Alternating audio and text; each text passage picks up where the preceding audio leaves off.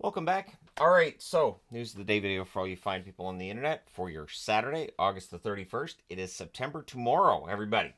All right, so Seth Jarvis making news this morning, signing an extension with the Carolina Hurricanes. It's an 8-year extension worth $63.2 million. What's interesting is that there's $30 million in bonus money in this contract, and that some of that is deferred to the ninth year. Apparently, that's an option. It brings down the cap hit, and it's fine. It's in the CBA, and it's been there since I think I was reading 2005. So it's interesting because apparently Vegas was trying that with Marchessault as well to offer that deferred payment to the ninth year, which seems to just disappear.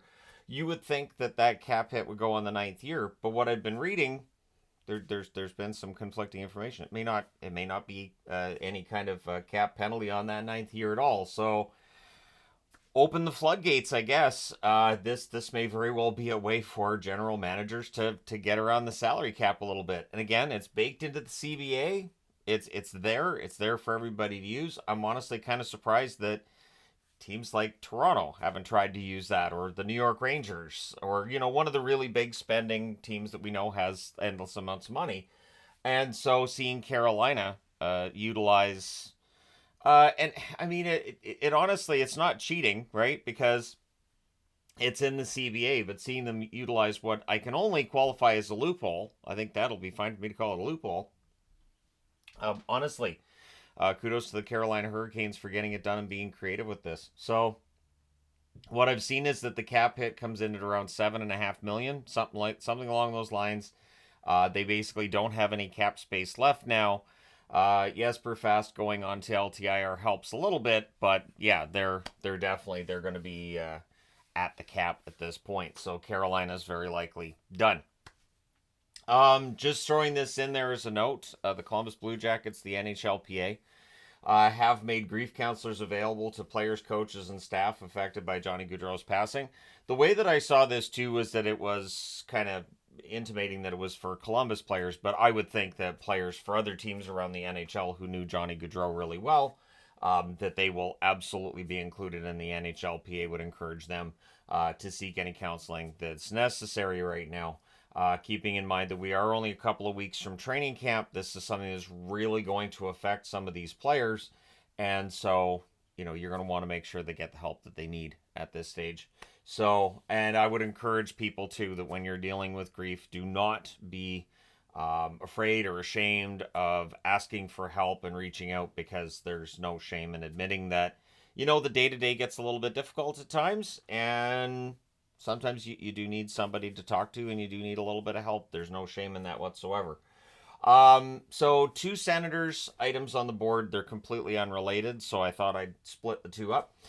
Starting with new head coach Travis Green. And I read this and I got a kick out of it, to be honest. I like Travis Green. I do.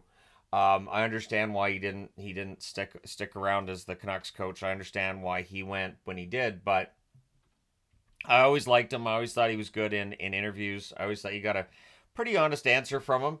And he's asked about the tough training camps that he puts together, and that they're known for being very rigorous and very physical. And I mean, how many times have we seen Oliu Levy blown up during a bag skate at that one training camp for the Canucks? But honestly, he says, hey, this gets blown out of proportion by Canadian media. It's not that bad. And then kind of turns around and says, yeah, it's going to be a tough training camp for the Sens. Basically, what he says is that because he knows players train all off season, they train throughout the summer, that he expects more. He expects them to kind of come into camp and do the exact same workouts they do right in the middle of the season, and a little bit extra, because you want to make sure they're in shape and ready to go for the start of the season. And the funny thing is that as long as the results are there, I don't think anybody's going to complain. But if Ottawa gets off to a slow start, then you're trying to point the finger somewhere. And that's where, when Travis was in Vancouver, the Canucks had some tough times here and there.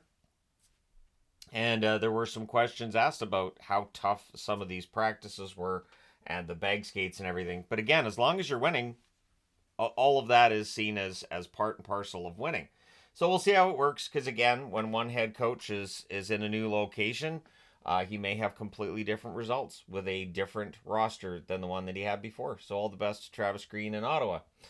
Shimon Nemec got hurt at Olympic qualifying on Friday. And basically what they're saying is he's unlikely to play tomorrow against Kazakhstan. So when they play the Olympic qualifiers, they have to have the okay of the NHL team to go out and play. It is the Devil. At least it sounds like it's the Devils who would shut down Nemec, no matter what his status is. Now they're saying there's nothing broken or dislocated, which tells you it's probably a shoulder because they say it's an upper body injury as well.